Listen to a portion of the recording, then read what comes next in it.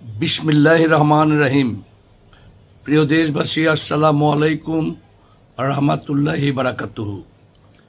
নির্বাচন কমিশন বাংলাদেশের নিবন্ধিত রাজনৈতিক দলগুলোকে তারা ডেকেছে। আজকেই যথাসম্ভব তাদের শেষ অধিবেশন। এর মধ্যে সকল রাজনৈতিক দলকেই ডাকা হয়েছে।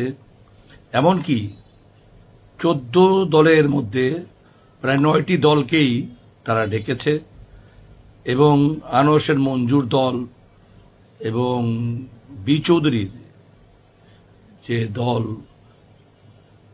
তাদেরকেও নির্বাচন কমিশন ডেকেছে, কিন্তু জাতীয় পার্টিকে ডাকা হয়নি। তো এর অর্থ হচ্ছে যে বাংলাদেশের যে 3টি বৃহৎ রাজনৈতিক দল যারা পালা বদলে দেশের ক্ষমতায় ছিল, তাদের মধ্যে বিএনপি তো আছেই, এর বাইরে তারা আওয়ামী লীগকে তো নিষিদ্ধই করে দিয়েছে। জাতীয় পার্টি কোনো নিষিদ্ধ দল নয়, তারপরও জাতীয় পার্টিকে ডাকা হয়নি। আমরা বহুবার এটা প্রমাণ করেছি যে আমরা কখনোই আওয়ামী লীগের দোসর ছিলাম না।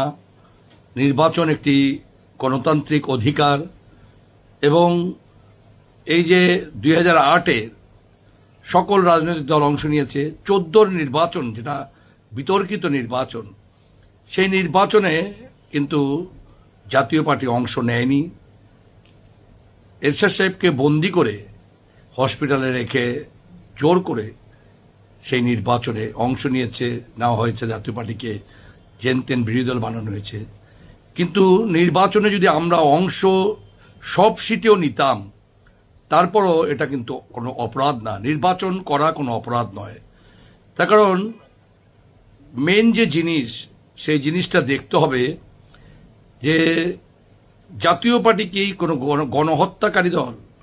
জাতীয় পার্টি কি এই নির্বাচনে অংশ নিয়ে এবং বিরোধী দলের থেকে কোনো মানুষের উপর অত্যাচার করেছে, নির্যাতন করেছে, কোনো রাজনৈতিক নেতাকর্মীর বিরুদ্ধে মামলা করেছে?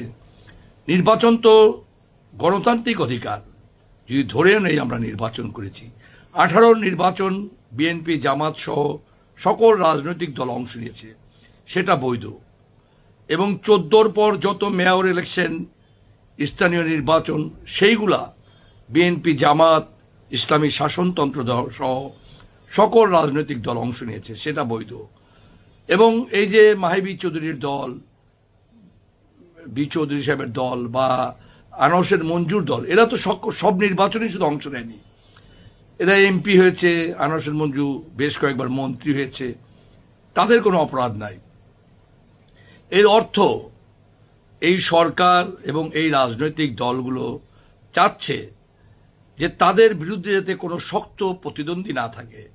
তাদের যে ধারণা যে আওয়ামী লীগ যদি নির্বাচনে না থাকে, তাহলে জাতীয় পার্টির উপর ভর করে আওয়ামী লীগের নেতারা নির্বাচনে চলে আসতে পারে, বিজয় হতে পারে।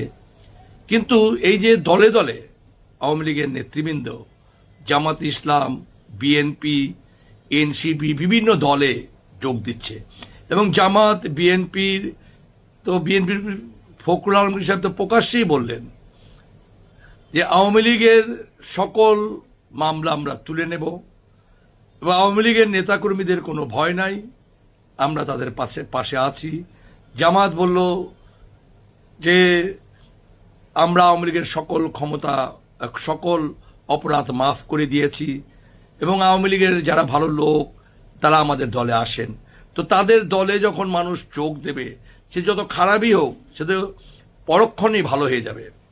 এর অর্থ হচ্ছে যে আপনারা দোষ করলে কোনো দোষ নাই, কিন্তু জাতীয় পার্টি কোনো দোষ না করেও শুধুমাত্র জাতীয় পার্টির এক হলো ক্ষমতায় যাওয়ার সুযোগ আছে, আরেকটা হলো বিরোধী দল জাতীয় পার্টি হবে।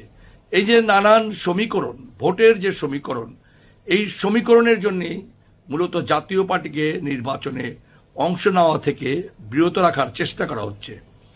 কিন্তু এইভাবে যদি নির্বাচন হয় এবং যাদের ক্ষমতায় যাওয়ার সুযোগ আছে বা যাদেরকে মানুষ ভোট দেবে শুধুমাত্র প্রতিদ্বন্দ্বীকে আটকে রাখার জন্যে এবং প্রতিদ্বন্দ্বী যাতে নির্বাচনে অংশ নিতে না পারে, একতরফা নির্বাচন করে আমরা নির্বাচিত হয়ে যাই, এমন একটা সিস্টেম তৈরিতে যাতে জাতীয় পার্টি সামনে আসলে ব্যাঘাত সৃষ্টি হতে পারে, এই জন্যই জাতীয় পার্টিকে ভোটে আসতে না দেওয়া। এই জিনিসগুলো আন্তর্জাতিকভাবে মানুষ মানবে, সারা বিশ্বের মানুষ কি মানবে? তো এই ধরনের একটি নির্বাচন যদি আপনারা করেন, তার কারণ আপনারা যদি এরশাদ সাহেবের 88, বিএনপির 96-এর ফেব্রুয়ারি নির্বাচন, আওয়ামী লীগের 14, 18, 24 এই নির্বাচনগুলো থেকে কোনো রাজনৈতিক দলকে বাধা দেওয়া হয়নি। শুধুমাত্র 18 নির্বাচনে জামাত ইসলাম যুদ্ধাপরাধীর দায়ে ব্যান ছিল, কিন্তু তারা বিএনপির মাথায় ভর করে, বিএনপির সাথে জোট করে শফিক সাহেব সহ অনেকেই তারা নির্বাচনে অংশ নিয়েছে এবং জামাতের লোকজন স্বতন্ত্র নির্বাচন করতে পেরেছে। তো এখন তো জাতীয় পার্টি কোনো অপরাধী দল নয়, শুধু নির্বাচনে যাওয়ার জন্য কোনো রাজনৈতিক দল দোষী হতে পারে না। কারণ জাতীয় পার্টি কখনোই জনগণের উপর বা দেশের কোনো রাজনৈতিক দলের উপর কোনো ধরনের অত্যাচার, অনাচার, অবিচার করেনি, কারো বিরুদ্ধে মামলা করে হেনস্থা করেনি, এই ধরনের অপরাধ বা গণহত্যা করেনি। বরাবরই জাতীয় পার্টি একটি শান্তিপ্রিয় দল এবং জাতীয় পার্টি নিয়মতান্ত্রিকভাবে দেশে রাজনীতি করেছে। বরঞ্চ 91, 96 জোর করে জাতীয় পার্টিকে ক্ষমতার বাইরে রাখা হয়েছে। যদি ওই সময় এরশাদ সাহেবকে মুক্ত রাখা হতো, তাহলে 91 সালে জাতীয় পার্টি ক্ষমতায় আসতো। সেই ব্যাপারে বিশদ ব্যাখ্যা আমি আগের ভিডিওগুলোতে দিয়েছি। যেমন 91 সালে 150 সিটে নির্বাচন করে 18% ভোট, বা 1996 সালে জাতীয় পার্টি একা নির্বাচন করে 2001-এও 1991 সালে একা নির্বাচন করেছে, 1996 সালে একা নির্বাচন করে 17-18% ভোট পাওয়া এবং 35টি সিটে বিজয় হওয়া, 37টি সিটে তৃতীয় হওয়া, একবার 71-70টি সিটে তৃতীয়, 150 সিটে নির্বাচন করে এবং 96 সালে প্রায় 200 সিটে তৃতীয় হওয়া। এটা প্রমাণ করে যদি এরশাদ সাহেব বাইরে থাকতেন তাহলে জাতীয় পার্টি ক্ষমতায় আসতে পারত। তো জাতীয় পার্টিকে শুধুমাত্র ভোটের রাজনীতিতে জাতীয় পার্টি বিরোধী দল হয়ে যাবে বা জাতীয় পার্টি অনেক সিট পাবে, জাতীয় পার্টি ক্ষমতায় চলে আসতে পারে, এই আশঙ্কায় আপনারা বাইরে রাখবেন। কি কারণে? আমাদের কি অপরাধ? আওয়ামী লীগের সাথে নির্বাচন বাংলাদেশের সকল রাজনৈতিক দল করেছে, শুধু আমরা নির্বাচন করিনি, সবাই নির্বাচন করেছে। তারা অপরাধী না?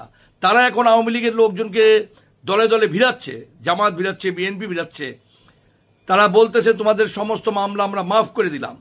তারা দোষী না।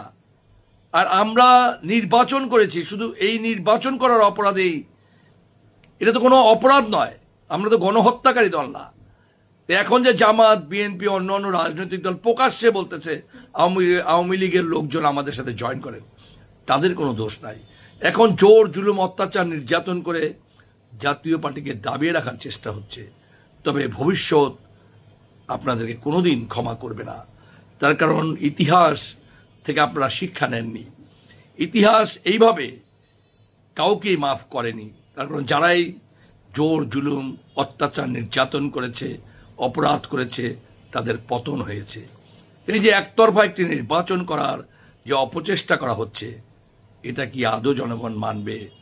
আর আওয়ামী লীগ যদি নির্বাচনে অংশ না নেয়, আওয়ামী লীগের লোকজন তো ভোটই দিতে আসবে না এবং আওয়ামী লীগ তো এই নির্বাচন প্রতিহত করবে এবং জনগণকেও তারা বলবে নির্বাচনে ভোট দিতে যাবেন না। সেই ক্ষেত্রে এভারেজে তো 5% লোকও ভোট দিতে যাবে কিনা সন্দেহ।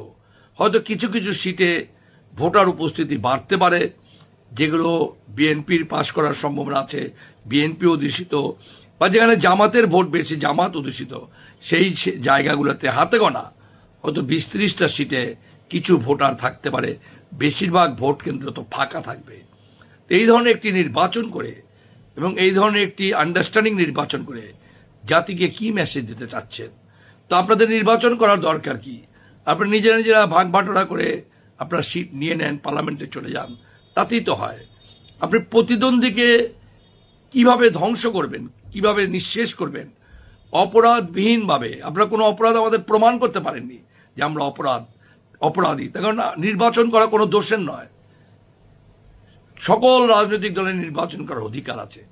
আওয়ামী লীগের সাথে যেই 14 দল তাদের এক প্রকার 9টা না 10টা দলকে আপনারা নির্বাচন কমিশনের ডায়লগে ডাকলেন, আপনারা বি চৌধুরীর দলকে ডাকলেন, আনোয়ার হোসেন মঞ্জুর দলকে ডাকলেন, তাহলে জাতীয় পার্টির আমাদের কি অপরাধ, জিএম কাদেরের কি অপরাধ? যাই হোক, আমি দেশবাসীর কাছেই এই বিচার বিশ্লেষণের ভার দিলাম। জাতীয় পার্টির সারা বাংলাদেশ এবং সারা পৃথিবীতে অগণিত নেতা কর্মীদেরকে আমি অনুরোধ করব, আপনারা ধৈর্য ধারণ করুন, নিশ্চয়ই পরম করুণাময় আল্লাহ আমাদের সাহায্য করবেন। আপনারা ভালো থাকবেন। আসসালামু আলাইকুম ওয়া রাহমাতুল্লাহ।